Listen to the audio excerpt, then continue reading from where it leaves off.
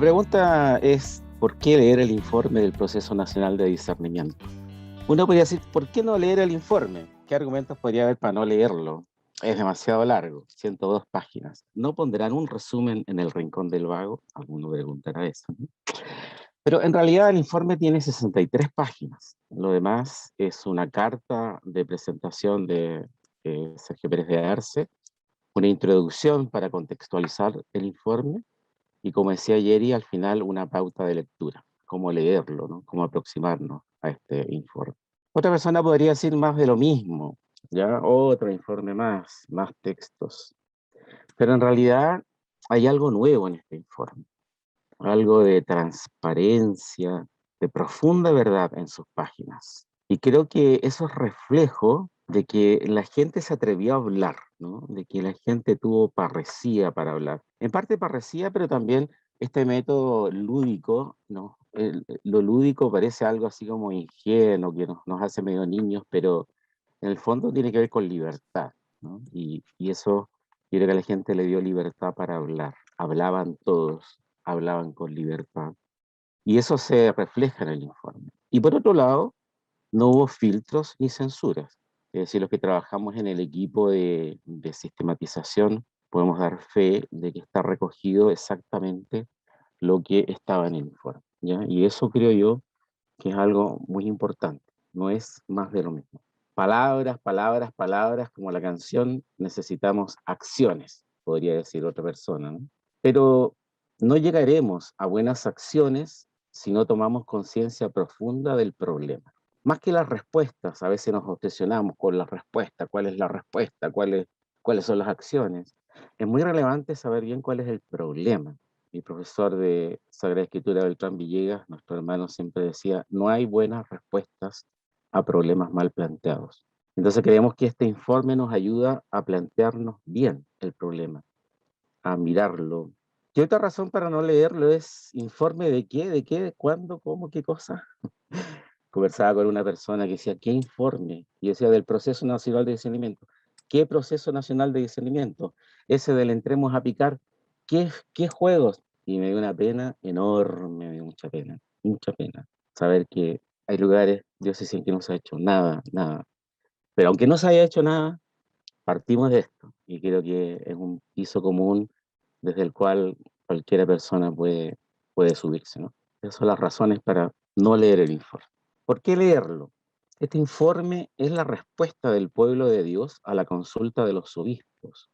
Cuando se toma conciencia de la crisis de la iglesia chilena, después de la intervención del Papa, de la invitación de los obispos a Roma, de la carta, fue tomando forma este proceso nacional de discernimiento. Y por lo tanto esta consulta con estas fichas hace parte de eso.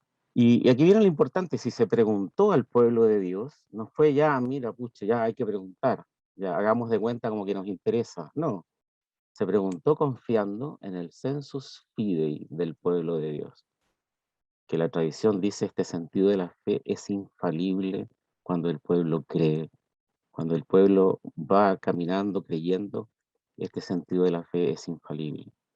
Entonces, si se preguntó, si se tuvo la confianza para hacer preguntas, ahora es el momento de escuchar la respuesta. No leerlo sería como mínimo falta de educación. Casi preguntamos, la gente se reunió, hicieron todo un trabajo y ahora nos responden. Entonces creo que hay un deber ahí de escuchar lo que se nos dice. Otra cosa interesante, más que conclusiones, se trata de un testimonio, de una confidencia. Nosotros cuando trabajamos en esta síntesis decíamos, ¿cómo hacemos para que, porque en las reuniones, yo estuve en varias de ellas, pues mucha gente hablaba con pasión, mucha gente se emocionaba, mucha gente se quebraba. Y decimos, ¿cómo hacemos para que el informe no mate todo eso? Y no sea solo ideas y conceptos, que a veces pasa eso cuando uno lleva la cosa al texto, a las palabras, se corre ese peligro. Hemos tratado de algo de eso, ponerlo en el informe, es decir, algunas citas, algunas maneras como, así tal como la gente lo dijo, lo cuidamos para que apareciera ahí, ¿no? Una dimensión un poquito más narrativa, para tratar de conectarnos de esa experiencia que hay detrás de este informe. Entonces, más que meras conclusiones, yo creo que de verdad se trata de un testimonio, más todavía de una confidencia. porque se abordan temas muy delicados, muy sensibles, no solo en lo negativo de la crisis, sino también muy delicados y muy sensibles en cuanto a experiencia de fe de la gente, ¿no? Es bien impresionante eso. Acá hay un testimonio del pueblo de Dios, hay una confidencia del pueblo de Dios. Creo que eso es muy lindo. Dios nos habla a través de este pueblo que nos ha confidenciado su experiencia. Creo que en estas páginas hay palabra de Dios, hay algo que Dios nos quiere mostrar, que Dios nos quiere decir. Y eso es muy relevante, ¿no? El obispo, el Beato Angelelli decía, tenemos que caminar siempre con un oído en la palabra y con otro oído en el pueblo. Y creo que este puede ser un hermoso ejercicio de poner un oído en el pueblo. Por otro lado, este informe es parte de este anhelo de tomarnos en serio la crisis de la iglesia chilena, tomarla en serio. Y por eso se ha hecho todo lo que se ha hecho con una inversión de tanto de dinero, cuanto de horas de trabajo, cuanto de reuniones y más reuniones, de retomar la cosa después de la pandemia, es porque nos queremos tomar esto en serio. Más todavía, una manera de honrar a nuestras víctimas. Esta crisis ha dejado víctimas y una manera de honrarlas es tomarnos esto en serio. Y una manera de tomar esto en serio es recoger lo que dice este informe. En un capítulo provincial de los Sagrados Corazones, una de las víctimas nos habló y al final nos decía, mira, yo creo que ustedes deberían cambiar esto, hacer tal y tal cosa, pero ¿saben qué? Yo no tengo esperanza. Yo creo que ustedes no lo van a hacer. Y eso nos dejó muy, muy bajoneados. A mí me dejó muy mal. Y sería terrible que fuese eso una voz profética de que no vamos a cambiar. Yo creo que tenemos que esperar y anhelar y trabajar para ese cambio.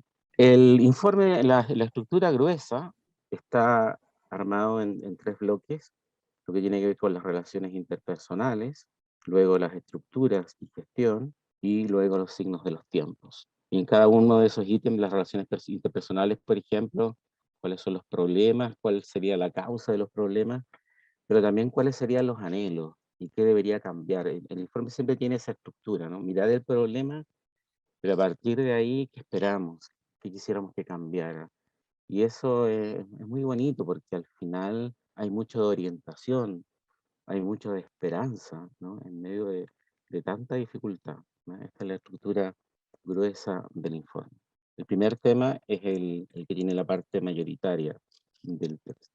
Y yo creo que en el fondo este informe es un reflejo de una experiencia creyente. A pesar de lo profundo de la crisis, aparecen los anhelos y la esperanza en que Dios nos convertirá para ser cada vez más la iglesia de Cristo para la vida del mundo, ¿no? Es impresionante la fe aparece en este informe, es impresionante la esperanza de la gente en que no solo en que tal vez a lo mejor, sino que efectivamente vamos a vivir un cambio profundo. Esta imagen de Chagall, esta ventana, es interesante porque no sabemos si este hombre volador violinista está entrando o está saliendo, ¿no? Si está saliendo es una imagen bella, que esta música, este vuelo del espíritu que sale a todos los lugares, a este pueblo, y si está entrando, es que nos está entrando este aire del pueblo, este aire que viene de afuera y que nos refresca, que nos alegra. Chagall siempre representa a su pueblo natal, Vitebsk, con estas casitas sencillas, estos lugares que no tienen nada extraordinario, y eso es lo que nos está entrando, y hacia allá queremos que también ser iglesia salga llevando esta música del Evangelio. Y además, este informe tiene mucha coherencia con el rumbo del proceso de discernimiento que ya nos hemos trazado. En una primera lectura, los que tuvieron una primera aproximación al material de respuesta, que fue la base del informe, el rumbo que vamos a seguir es a buscar relaciones más evangélicas y estructuras más sinodales. Y este rumbo nos va a ayudar para concentrar todo lo que viene del proceso nacional de discernimiento, de la Asamblea Eclesial Latinoamericana, del Sínodo de los Obispos. Y esto es súper importante porque a veces la gente se enreda, es que tres procesos, que no sé qué, es que tres consultas, no sé cuánto. Pero no hay que perderse, porque a donde queremos navegar y a donde creemos que todo esto nos va a ir aportando es a buscar las relaciones más evangélicas y las estructuras más sinodales. Y quisiéramos que no solo a exhortar, ojalá que en tal lugar, sino que de verdad podamos dar pasos para estructuras que sean más sinodales, es decir, que en las cuales todos podamos ser tomados en cuenta, en las cuales la mujer pueda tener un lugar importante en la toma de decisiones, etc. Este bello barco es nuestra iglesia chilena, que queremos que vaya por los rumbos del espíritu.